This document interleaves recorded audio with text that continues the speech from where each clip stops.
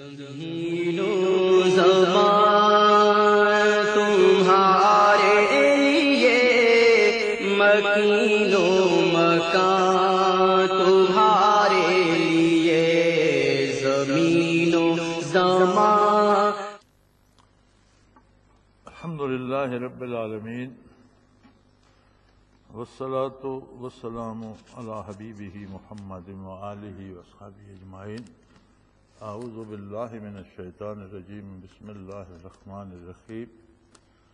وسع کرسیہ السماوات والارض ولا یعودہ حفظہما وہو العلی العظیم.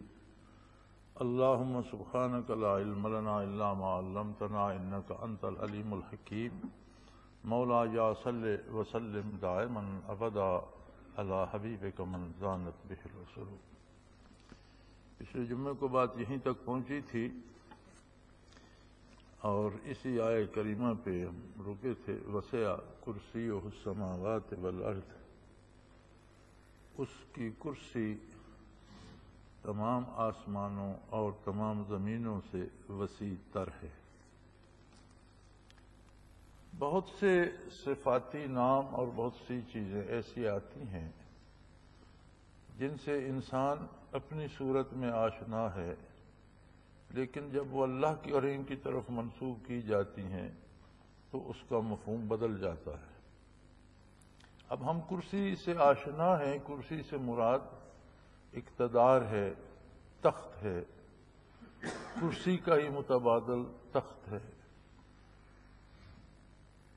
تو ایسی بات نہیں ہے کہ عرش عظیم پر کوئی بہت بڑی کرسی رکھی ہے اور اللہ کریم وہاں جلوہ افروز ہیں اور بیٹھے ہوئے ہیں.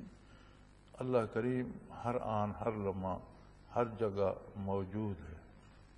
جب یہ صفات اللہ کی طرف منسوب ہوتی ہیں، جیسے آتا ہے ید اللہ فوق ایدیہم، ان کے ہاتھوں پر اللہ کا ہاتھ ہے.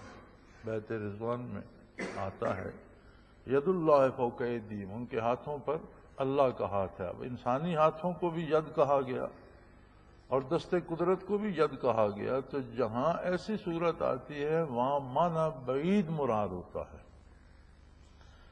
اب ید کا ایک معنی قریب یہ ہے کہ یہ ہاتھ ہے، اسے ید کہتے ہیں.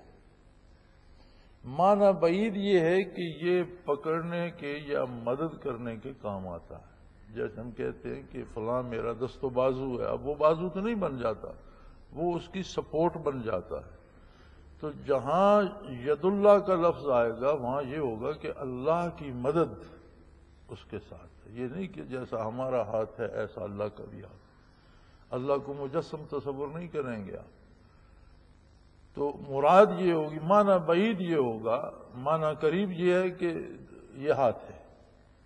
معنی بعید یہ ہے کہ اس سے جو کام ہوتا ہے اس کو معنی بعید کہا جاتا ہے، جو الٹیمیٹ ریزلٹ ہوتا ہے، جو آخری نتیجہ ہوتا ہے.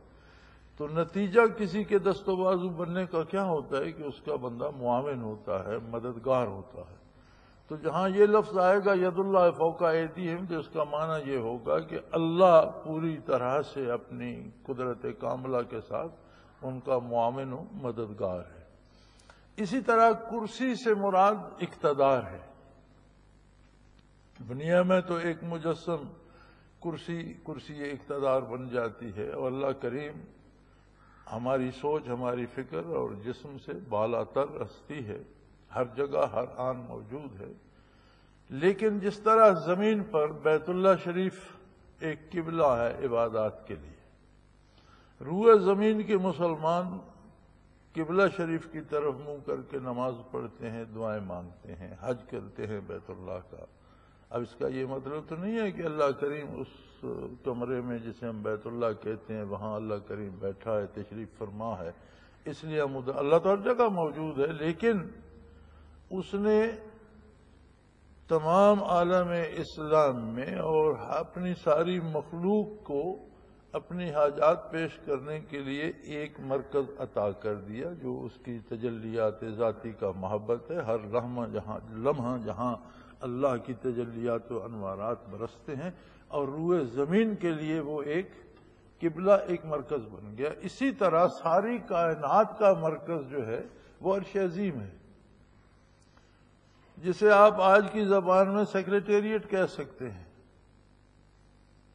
اب اللہ کریم اس سیکریٹریٹ میں قید نہیں ہے، لیکن قبلہ حاجات عرش عظیم۔ ہم بھی جب دعا مانگتے ہیں رخ قبلہ شریف کی طرف ہوتا ہے، لیکن ہاتھوں کا رخ ہم عرش عظیم کی طرف کرتے ہیں۔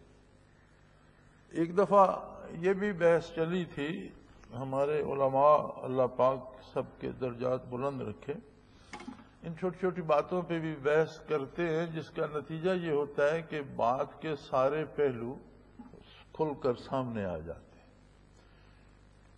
تو ایک دفعہ ایک بن گئی تھی موومنٹ سی، جی وہ دعا تو اللہ سنتا ہے، ہاتھ اٹھانے کا کیا مطلب ہے؟ ایک موومنٹ بن گئی تھی کہ جب آپ دعا مانگ رہے ہوتے ہیں، آپ اپنے دل میں سرگوشیاں کر رہے ہوتے ہیں یا اونچا بول رہے ہوتے ہیں، تو اللہ کو پکار رہے ہیں، اللہ نے سننا ہے، تو یہ ہاتھ اٹھانے کا کیا مطلب ہے؟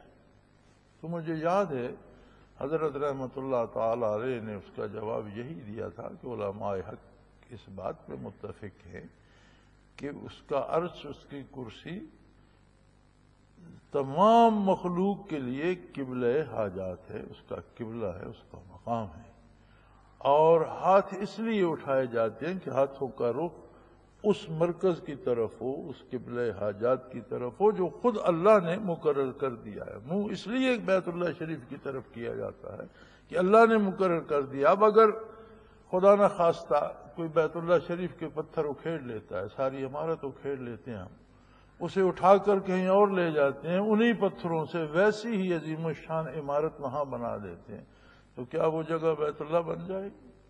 ہرگز نہیں۔ بیت اللہ وہی نقطہ رہے گا جو اللہ نے مقرر کر دیا۔ یہ در و دیوار، یہ پتھر اس نقطے کی، اس مقام کی نشاندہی کر رہے ہیں، مرکز وہی مقام رہے گا۔ میں ایک دفعہ امریکہ میں تھا، تو میری ایک ملاقات فائٹر پائلٹ سے ہوئی۔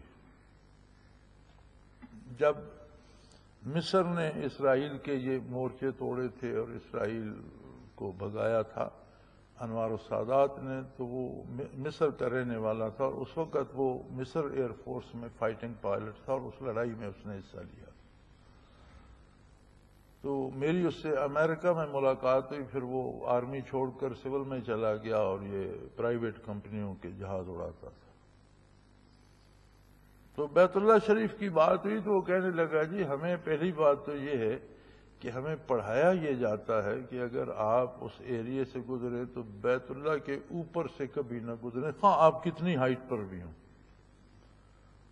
اس لیے نہیں کہ سارے لوگ بیت اللہ کا ادب کرتے ہیں، وہ کہتا تھا اس لیے کہ اگر جہاں بیت اللہ ہے اس کی زد میں جہاز آ جائے تو اس کے جتنے میٹر ہیں جہاز میں بے شمار وہ لگے ہوتے ہیں ڈیجٹس، اور وہ گھڑیاں سے بے شمار ڈیجٹ ہوتے ہیں۔ اس نے کہا سارے ڈیجٹ کام چھوڑ جاتے ہیں اور سوئیاں بیکار ہو جاتی ہیں۔ یعنی سائنٹیفکلی یہ پرابلم ہے جہاز کا کہ وہ بیت اللہ کے عین اوپر سے نہ گزرے۔ اس قدر تجلیات و انوارات ہوتے ہیں کہ الیکٹرانک جتنی اس میں چیزیں لگی ہیں ان کو ڈسٹرب کر دیتے ہیں۔ تو کہنے لگا جی ہم اپنی فلائٹس میں یہ خیال رکھتے تھے کہ کبھی عین بیت اللہ کے اوپر نہیں آنا، اور کوئی جہاز آ جاتا تو پھر وہ بیکار ہو جاتا۔ پھر پائلٹ کو یہ سمجھ بھی نہیں آتی تھی کہ وہ لینڈ کیسے کرے اور کس سمت جا رہا ہے، اس کا ملک کدھر ہے یا اس کا ہوائی اڈہ کہاں ہے۔ وہ سارے ڈیجٹس اس طرح بیکار ہوتے تھے کہ وہ کام چھوڑ جاتے تھے۔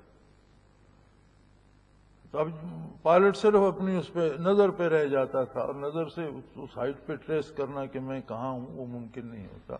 تو اسٹرکٹلی منع کیا جاتا تھا کہ بیت اللہ کے اوپر سے نہ، وہ محبت تجلیات الہی ہے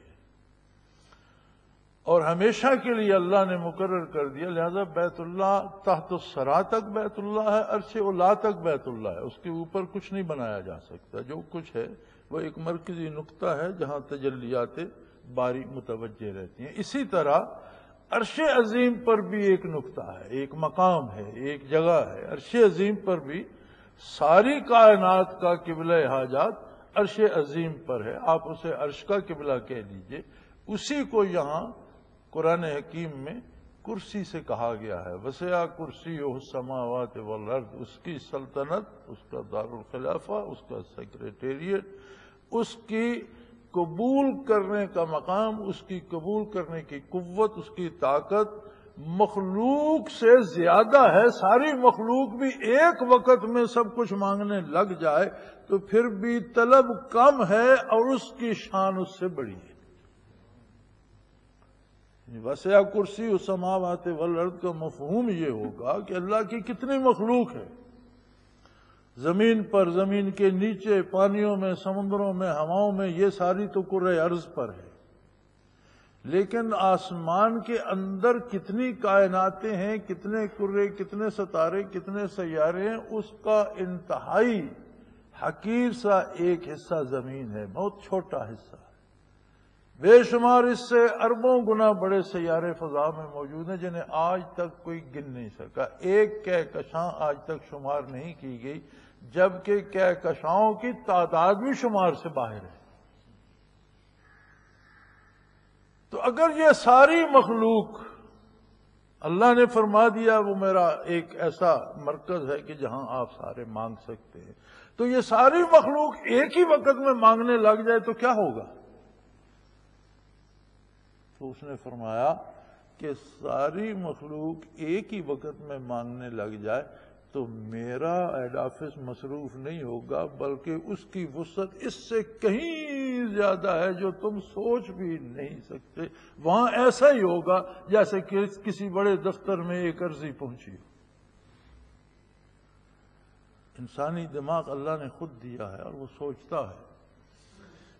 اب ایک ریسرچ چل رہی ہے آج کل کی ماڈرن سائنس میں، ایک ریسرچ ہے کہ دماغ میں کچھ ایسے ایک مخصوص جگہ پر کچھ ایسے سیل ہیں جن میں ایک کویسچن مارک چھپا ہوا ہے۔ آج کی موجودہ سائنس کی جو آج کی تحقیق ہے وہ یہ ہے کہ دماغ کے جو سیل ہیں ان کا جب تجزیہ کیا جائے تو کچھ سیل ایسے ایک خاص مقام ہے انسانی دماغ میں جس میں ایک سوالیہ نشان چھپا ہوا ہے، اور وہ سوالیہ نشان یہ ہے کہ مجھے کس نے بنایا، مجھے کیوں بنایا۔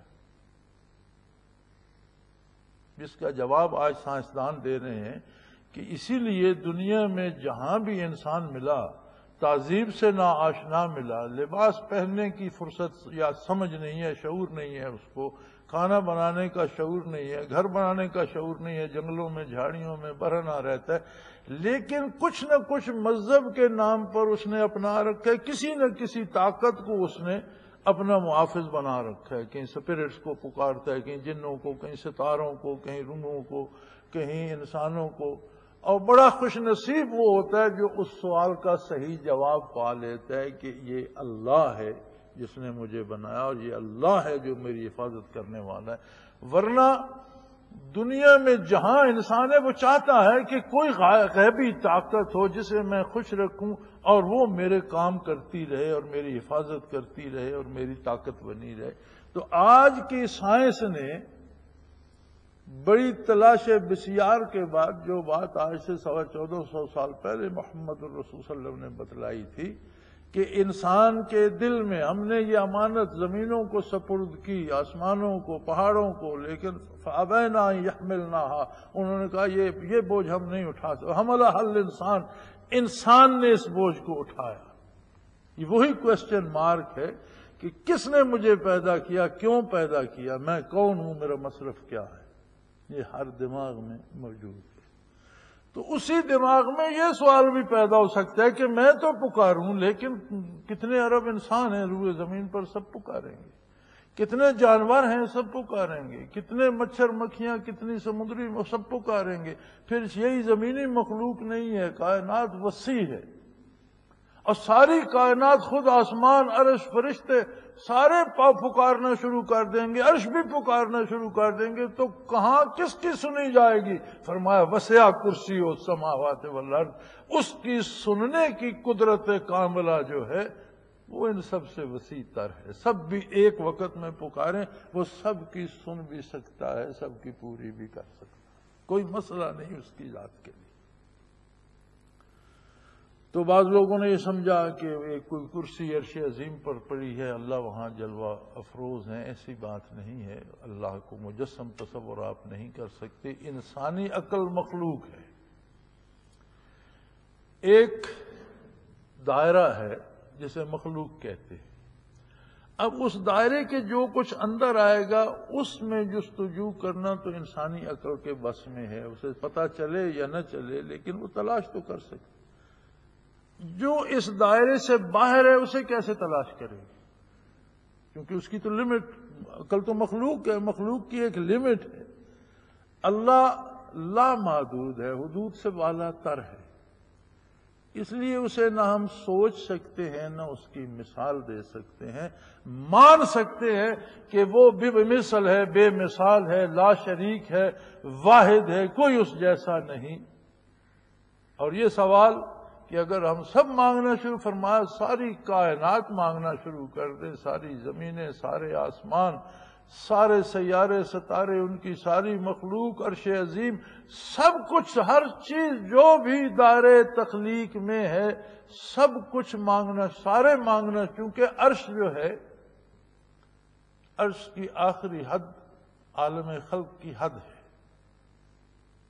آخری عرش سے اوپر عالم امر آ جاتا ہے. عالم امر مخلوق نہیں ہے، امر اللہ کی صفت ہے. وہاں سے صفات الہی شروع ہو جاتی ہے.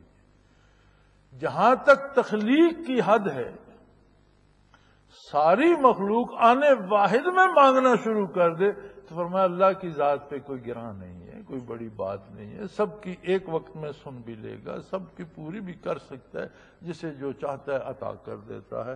تو یہ مفہوم ہے وسع کرسیہ السماوات والارض. اب ایک بات اور آ جاتی ہے، بھی سننے کی قوت بھی ہے، پوری کرنے کی قوت بھی ہے، لیکن اتنی بے پناہ مخلوق جو کسی حد و شمار میں نہیں آ سکتی، اس کی سنتے سنتے، پوری کرتے کرتے تو تھک جاتا ہوگا. فرمایا ولا یعودہ حفظہما، ساری کائنات کی حفاظت اسے تھکا نہیں سکتی. ان باتوں سے پاک ہے بالا تر. ہر آن سنتا ہے، ہر آن جانتا ہے، ہر ایک کی سنتا ہے، اور تھکنے کا وصف مخلوق کا ہے، خالق کا نہیں. مخلوق تھک جاتی ہے، وہ نہیں تھکتا. جو جتنا زیادہ مانگتا ہے، جو جتنا بار بار مانگتا ہے، جو ہر وقت مانگتا رہتا ہے، اس سے وہ زیادہ خوش ہوتا ہے، اس پر زیادہ راضی ہوتا ہے، اس پر زیادہ احسان فرماتا ہے. ولا یعودہ حفظہما، اسے یہ سب کی طلب تھکا نہیں سکتی، ساروں کی، سب کی حفاظت تھکا نہیں سکتی. سب کو سنبھالنا، ارض و سما کو، کائنات کو، اس ہر ایک چیز کو سنبھالنا. آج تو سائنس یہ مان رہی ہے کہ اللہ کریم نے کشش ثقل کا ایک ایسا توازن رکھا ہے کہ ہر سیارہ، ہر ستارہ، کائنات کا ہر ذرہ اپنی اپنی جگہ پر ایک جال میں بندھا ہوا ہے جو نظر نہیں آتا. ایک ایسی طاقت ہے جو نظر نہیں آتی، لیکن اس نے ہر چیز کو باندھ رکھا ہے. ہم روزانہ دیکھتے ہیں کہ درختوں سے پھل پک کر گرتے ہیں، لیکن ایک سائنسدان نے دیکھا کہ سیب درخت سے زمین پر گرا تو وہ اس فکر میں لگ گیا کہ سیب زمین پر کیوں گرا، سیب ہوا میں کیوں نہیں اڑ گیا، سیب درخت کے ساتھ اٹکا کیوں نہیں رہا، آخر زمین پر گرنے کی کیا ضرورت تھی. صرف اس چھوٹی سی بات سے سائنس اس نظریے پر پہنچی کہ ایک خاص کشش ہے ہر سیارے کے اندر جو اس کی بسنے والی چیزوں کو اس کے ساتھ وابستہ رکھے، کہیں بھاگنے نہیں دیتی. اسے کشش ثقل کہتے ہیں، بوجھ کو کھینچنے کی طاقت. یہ صرف ہر سیارے میں نہیں، سیاروں کے درمیان بھی یہ جال بنا ہوا ہے، اور اتنا وہ فول پروف یا اس میں اتنا غلطی کا امکان نہیں ہے کہ جتنے عرصے سے سورج چل رہا ہے، اگر وہ کبھی 1 سینٹی میٹر کا 1000واں حصہ بھی قریب ہوتا جاتا، اپنے اس دائرے سے نکل پڑتا، تو آج تک زمین بھی سورج بن چکی ہوتی. اور اگر وہ اتنا دور ہونا شروع ہو جاتا تو شاید زمین یکبستہ ہو چکی ہوتی اور جم چکی ہوتی اور زندگی کا امکان نہ ہوتا. ہر ستارہ، ہر سیارہ اس جال کا جو نظر نہیں آتا اس کا اسیر ہے اور اپنے اپنے دائرے میں اپنا اپنا کام کر رہا ہے۔ تو آج سائنس بھی یہ مانتی ہے کہ صرف کشش سکل میں اگر خرابی آ گئی تو یہ اتنی بری طرح ٹکرائیں گے کہ کچھ بھی باقی نہیں بچے گا، سارے تباہ ہو جائیں گے۔ اسی کو قرآن نے قیامت کہا ہے، حشر کہا ہے۔ ہر کل من علیہا فان، ہر چیز نابود ہو جائے گی، ہر چیز فنا ہو جائے گی۔ تو قرآن حکیم نے آقا نامدار صلی اللہ علیہ وسلم نے جو خبر صدیوں پہلے دی، بڑا عرصے بعد گرتے پڑتے سائنس وہاں پہنچتی ہے، اور ایمان ایسی قوت ہے کہ جو پل بھر میں وہاں اس یقین پہ پہنچا دے۔ سائنس پھر اپنے قاعدوں میں الجھی رہتی ہے، اور یہ بات ہے کہ مخلوق کی صفات کو سمجھنے کے بعد پھر خالق کو سمجھنے سے قاصر رہ جاتی ہے۔ خالق کو سمجھانا صرف نور نبوت سے ممکن ہے، یہ صرف نبی کا کام ہے۔ جو نبی پر ایمان نہیں لائے گا وہ خالق کو نہیں سمجھ سکتا، نہ مان سکتا ہے نہ جان سکتا ہے۔ تو فرمایا وَلَا يَؤُودُهُ حِفْظُهُمَا، اسے ان تمام جہانوں کا اور زمینوں آسمانوں کا سنبھالنا تھکا نہیں سکتا، وہ اس سے پاک اور بالا تر ہے۔ وَهُوَ الْعَلِيُّ الْعَظِيمُ، اور وہ بہت بلند و بالا ہے۔ تمہاری سوچ، تمہاری فکر، تمہاری عقل، یہ تو تم سوچ سکتے ہو کہ ساری کائنات مانگنا شروع کر دے، یہ تو تم سوچ سکتے ہو کہ ان سب کو سنبھالنے کی ضرورت ہے، لیکن اس کی قدرت کاملہ کو تم سوچ بھی نہیں سکتے، وہ تمہاری سوچوں سے بھی بلند تر ہے اور وہ بہت بڑا ہے، اس کی طاقت بے حد و بے شمار ہے۔ اللہ لا الہ الا ہو سے لے کر وہو العلی العظیم تک ان آیات مبارکہ کو آیات الکرسی کہا گیا ہے۔ اور علماء حق فرماتے ہیں کہ شیطان سے حفاظت کے لیے یہ اکثیر ہے، کثرت سے آیت الکرسی پڑھنے والا شیطان کے فریب سے محفوظ رہتا ہے، اللہ اس کی حفاظت فرماتے ہیں۔ بے شمار برکات اس کی احادیث میں ہیں، احادیث مبارکہ میں ہیں، تفاسیر میں مفسرین کرام نے نقل فرمائی ہیں۔ ایک واقعہ، چونکہ یہاں زیادہ فرصت نہیں ہوتی، ایک واقعہ میں عرض کر دیتا ہوں کہ نبی کریم صلی اللہ علیہ وسلم نے مدینہ منورہ میں غلے کا ذخیرہ تھا، اس پر حضرت ابو ہریرہ رضی اللہ تعالی عنہ کی رات کی ذمہ داری لگائی کہ رات کے ذمہ دار تم ہو، وہاں چوکیداری کرو۔ وہ رات وہاں جا کر ٹھہر گئے تو انہیں کچھ کھٹکا لگا، تو انہوں نے دیکھا کوئی بندہ غلہ چرا رہا ہے، انہوں نے جا کر پکڑ لیا۔ اب یہ صحابہ کرام کی بصیرت تھی جنہوں نے کھٹکا بھی سن لیا اور پکڑ بھی لیا، تو وہ چور کہنے لگا کہ بھائی آج مجھے معاف کر دو، مجھ سے غلطی ہو گئی، مجھے سزا ملے گی۔ تو حضور معاف کرنے والے ہیں، اللہ معاف کرنے والا ہے، تم مجھے معاف کر دو، میں پھر نہیں آؤں۔ انہوں نے چھوڑ دیا۔ صبح جب بارگاہ نبوی میں پہنچے تو حضور صلی اللہ علیہ وسلم متبسم تھے اور فرمایا بھائی ابو ہریرہ رات کیا ہوا؟ عرض کہ یا رسول اللہ اس طرح ایک بندہ آیا تھا تو میں نے اسے پکڑ لیا، لیکن اس نے بڑی منت سے ماجت کی، اللہ کے واسطے دیے، آپ کے کرم کے واسطے دیے، تو میں نے کہا چلو پکڑا گیا، غلہ بھی اس نے پھینک دیا تو دفع کرو جان، میں نے چھوڑ دیا یا رسول اللہ۔ فرمایا تم نے تو چھوڑ دیا لیکن وہ جھوٹا ہے، پھر آئے گا۔ اب دوسری رات تو پھر انہیں حضور نے فرما بھی دیا تھا پھر آئے گا، وہ خبردار تھے، اور پھر پکڑا گیا۔ پھر بڑی منتیں کی اس نے اور بڑی قسمیں کھائیں کہ پھر کبھی ایسا نہیں کروں گا، انہوں نے پھر چھوڑ دیا۔ صبح بارگاہ عالی میں پہنچے تو آپ نے پھر پوچھا کہ بھئی وہ ابو ہریرہ رات کیا ہوا؟ یا رسول اللہ پھر آ گیا تھا، آپ کا فرمان برحق تھا، میں نے پکڑ بھی لیا لیکن بڑی منتیں کی اس نے، بڑے واسطے دیے، میں نے چھوڑ دیا۔ حضور خاموش ہو گئے۔ تیسری رات وہ پہرا دے رہے تھے تو بندہ پھر پکڑا گیا، چوری کر رہا تھا غلہ، انہوں نے پکڑ لی۔ انہوں نے کہا اب نہیں چھوڑوں، اب بہت ہو چکی، میں نے 2 دفعہ تجھے معاف کر دیا، اب میں تجھے حضور کے پیش کروں گا، کھینچ کر لے جاؤں گا۔ وہ کہنے لگا اگر میں تمہیں ایک بات بتا دوں کہ شیطان تمہارا کچھ نہ بگاڑ سکے تو پھر مجھے چھوڑ دے گے؟ ہاں بتا دو۔ کہنے لگا بھی جب رات کو عشاء سے فارغ ہو کر سونے کے لیے کمرے میں داخل ہوتے ہو تو آیت الکرسی پڑھ کر کمرے کا دروازہ بند کر دیا کر، شیطان اس کمرے میں داخل نہیں ہوگا، تو رات تم محفوظ رہو گے۔ اب مجھے چھوڑ دو۔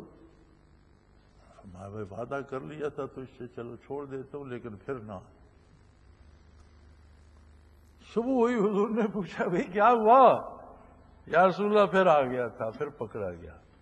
پھر چھوڑا کیوں؟ یا رسول اللہ اس نے مجھے کہا کہ میں تمہیں ایک بات بتاتا ہوں کہ تمہارے کمرے میں شیطان نہیں آئے گا، اور اس نے مجھے بتایا کہ اگر تم دروازہ بند کرتے وقت آیت الکرسی پڑھ کے بند کر دو تو شیطان رات کو اندر نہیں آئے گا جب تک دروازہ کھولو گے نہیں۔ تو میں چونکہ ہاں کر چکا تھا تو میں نے اسے چھوڑ دیا۔ آپ نے فرمایا ہے تو جھوٹا، بات تجھے سچی بتا گیا۔ آپ صلی اللہ علیہ وسلم نے فرمایا کہ ہے تو جھوٹا لیکن یہ بات جو تجھے اس نے بتائی یہ سچی تھی۔ تو انہوں نے اس کی رسول اللہ یہ کون تھا؟ آپ تو جانتے ہیں کون تھا؟ فرمایا شیطان تھا۔ اب یہ صحابہ کی بصیرت تھی کہ انہوں نے اس کا کھٹکا بھی سن لیا، اسے دیکھ بھی لیا، اسے پکڑ بھی لیا، اور ایک عام آدمی ہی سمجھا، یہ ان کی بصیرت تھی۔ لیکن حضور نے فرمایا کہ یہ شیطان تھا اور ہے تو ہمیشہ جھوٹا، لیکن یہ بات تو میں سچی بتا گیا کہ اگر آیت الکرسی پڑھ کر دروازہ بند کر لو اور سو جاؤ تو پھر کمرے میں شیطان نہیں آئے گا۔ تو اس کے فضائل بے شمار ہیں جو تفاسیر میں اور احادیث مبارکہ میں ہیں، اور عموماً فرائض کے بعد اکثر لوگوں کی عادت ہوتی ہے کہ وہ ایک آدھ بار آیت الکرسی ضرور پڑھتے ہیں۔ متقدمین کی عادت بھی رہی ہے، اس کو کثرت سے پڑھا جاتا ہے۔ لا اکراہ فی الدین قد تبین الرشد من الغی فمن یکفر بالطاغوت یؤمن باللہ فقد استمسک بالعروۃ الوثقی لا انفصام لها واللہ سمیع علیم۔ اللہ ولی الذین آمنوا یخرجهم من الظلمات الی النور والذین کفروا اولیاءهم الطاغوت یخرجونهم من النور الی الظلمات اولئک اصحاب النار هم فیہا خالدون۔ یہ مضمون پھر اپنی تشریح الگ چاہتا ہے، ہمارے پاس وقت تمام ہو چکا ہے۔ انشاءاللہ العزیز اللہ کریم نے توفیق بخشی تو اگلے جمعے اس پہ بات کریں گے۔